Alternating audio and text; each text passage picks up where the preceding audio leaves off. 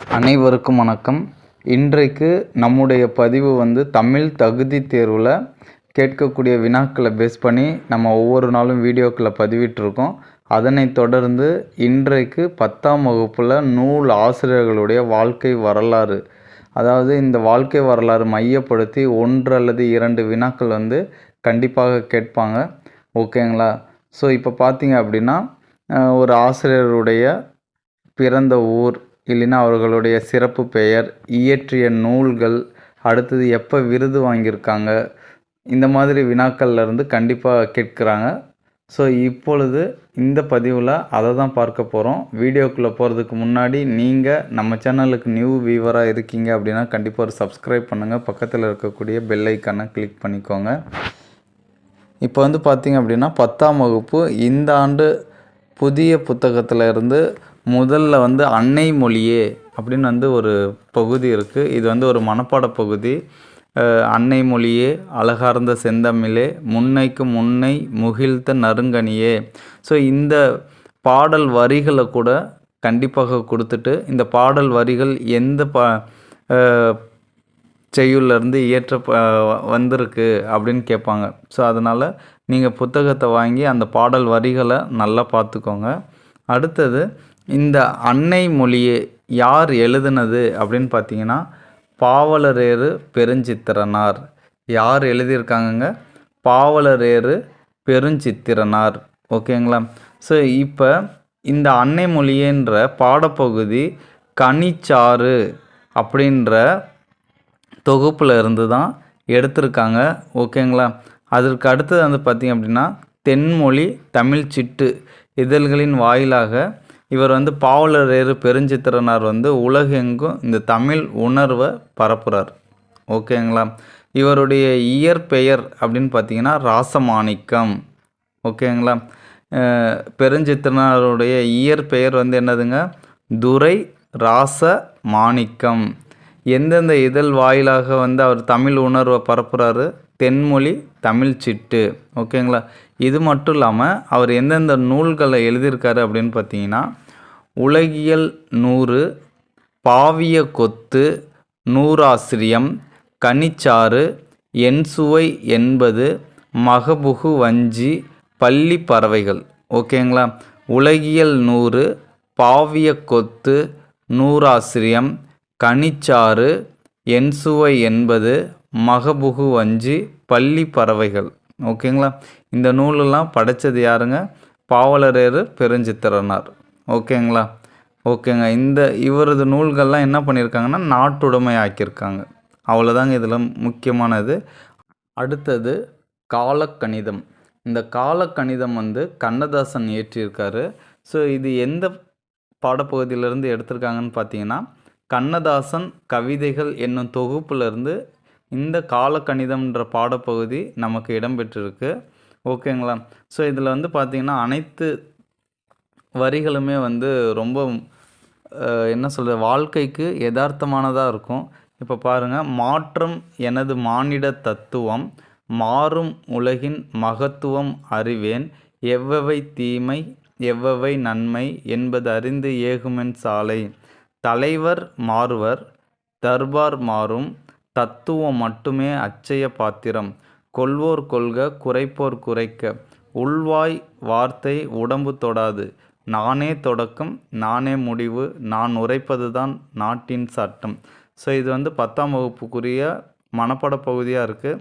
So இந்த வரிகளை நம்ம ஒரு தடவைக்கு 2 தடவை படிக்கும் பொழுது நம் வாழ்க்கையில் நம்ம கடைபிடிப்பதற்கேற்றவாறு இருக்கும். ஓகேங்களா? சரி, அடுத்தது இந்த வரிகளை நல்லா பார்த்துக்கோங்க, அதை தான் சொல்கிறேன். இப்போ பார்த்திங்க அப்படின்னா கண்ணதாசன் அவருடைய இயற்பெயர் பார்த்திங்க அப்படின்னா முத்தையா. அவருடைய இயற்பெயர் என்னதுங்க? முத்தையா. அவர் பிறந்த ஊர் சிறுகூடல்பட்டி. பிறந்த மாவட்டம் சிவகங்கை மாவட்டம். நல்லா தெரிஞ்சுக்கோங்க. அவங்க பிறந்த ஊர் கேட்கும் பொழுது நம்ம சிறுகூடல்பட்டி தான் நம்ம டிக் பண்ணணும். சரிங்களா? பிறந்த மாவட்டம் அப்படின்னா சிவகங்கை மாவட்டம். இந்த மாதிரி ஏற்கனவே ஒரு கொஸ்டின் கேட்டு தப்பாக போட்டிருக்காங்க அதிக பேர், அதற்காக தான் சொல்கிறேன். அடுத்தது பெற்றோர் சாத்தப்பன் விசாலாட்சி. பெற்றோர் சாத்தப்பன் விசாலாட்சி. அடுத்தது இவர் வந்து சாகித்ய அகாதமி விருது வாங்கியிருக்காரு. எந்த படைப்புக்காக அப்படின்னு பார்த்தீங்கன்னா, சேரமான் காதலி புதினம். ஓகேங்களா? சேரமான் காதலி புதினத்திற்காக சாகித்ய அகாடமி விருது வந்து வாங்கியிருக்காரு. அடுத்து தமிழ்நாட்டு அரசவை கவிஞராகவும் இருந்திருக்காரு. அடுத்தது வந்து இவர் வந்து பார்த்திங்கன்னா 1949 கலங்காதிரு மனமே என்னும் ஒரு பாடல் மூலம் இவர் வந்து திரைப்படத்திற்கு அறிமுகம் ஆகுறார். ஓகேங்களா? 1949 கலங்காதிரு மனமே.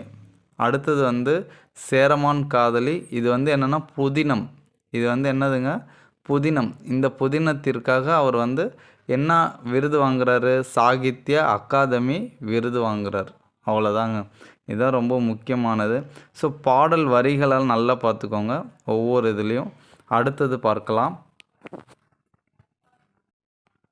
புயலிலே ஒரு தோணி அப்படின்ற நூலை இயற்றியது வந்து பார்த்திங்க அப்படின்னா பா. சிங்காரம். ஓகேங்களா? இந்த நூல் வந்து பார்த்திங்கன்னா புலம்பெயர்ந்த தமிழர்கள் பற்றிய முதல் புதினம். புலம்பெயர்ந்த தமிழர்கள் பற்றிய முதல் புதினம் எதுன்னு கேட்டால் புயலிலே ஒரு தோணி. மறக்காதீங்க. புலம்பெயர்ந்த தமிழர்கள் பற்றிய முதல் புதினம் புயலிலே ஒரு தோணி. இந்த நூலை இயற்றியது யாருங்க? பா. சிங்காரம். அவருடைய வாழ்ந்த காலம் அப்படின்னு பார்த்திங்கன்னா 1920 1997 வரைக்கும். இவர் வந்து இந்தோனேசியாவில் இருந்தபோது தென்கிழக்காசிய போர் வந்து மூண்டது. அந்த சூழ்நிலையில் மலேசியாவும் இந்தோனேசியா பகுதிகளில் நிகழ்வதாக உள்ள ஒரு கற்பனை படைப்பு தான் இந்த புதினம். ஓகேங்களா? அவர் இந்தோனேசியாவில் இருக்கும்போது மலேசியாவுக்கும் இந்தோனேசியாவுக்கும் போர் நடக்குது. ஸோ அதை சம்பந்தமாக இயற்றியது தான் இந்த புயலிலே ஒரு தோணி. ஓகேங்களா? ஸோ இது வந்து பார்த்திங்க அப்படின்னா கடற்கூத்து என்னும் அத்தியாயத்தில் வந்து சுருக்கப்பட்ட ஒரு பகுதியாக இந்த புயலிலே ஒரு தோணி நமக்கு வந்து பாடப்பகுதியாக கொடுத்துருக்காங்க. இவர் வந்து எந்த மாவட்டத்தை சேர்ந்தவர் அப்படின்னு பார்த்திங்கன்னா இவரும் சிவகங்கை மாவட்டம் தான். ஏற்கனவே நம்ம பார்த்தோம். கண்ணதாசன் ஐயா அவர்கள் வந்து சிறுகுடல்பட்டி சிவகங்கை மாவட்டம். இவர் வந்து பார்த்திங்க அப்படின்னா சிங்கம்புணரி சிவகங்கை மாவட்டம். சிங்கம்புணரி சிவகங்கை மாவட்டம். இவர் வந்து வேலைக்காக இந்தோனேசியா போயிருக்காரு. திரும்பவும் இந்தியா வந்து தினத்தந்தி நாளிதழில் பணியாற்றியிருக்காரு. இவர் வந்து இவருக்காக சேவிங் பண்ண 7.5 லட்சம் ரூபாயை என்ன பண்ணுறாருன்னா மாணவர்களுடைய கல்வி வளர்ச்சிக்காக வழங்குறார். ரொம்ப முக்கியமானதுங்க.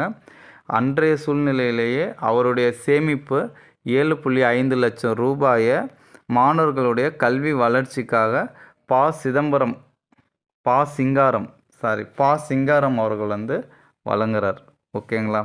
இதுதான் வந்து புயலிலே ஒரு தோணி இயற்றிய பா. சிங்காரம் அவர்கள் பற்றிய ஒரு வாழ்க்கை குறிப்பு. இதுவரைக்கும் இயல் 1 10ஆம் வகுப்பு புதிய புத்தகத்தில் இடம்பெற்ற நூல் ஆசிரியர்கள் பற்றி பார்த்தோம். அடுத்த வீடியோவில் இயல் 2 பார்க்கலாம்.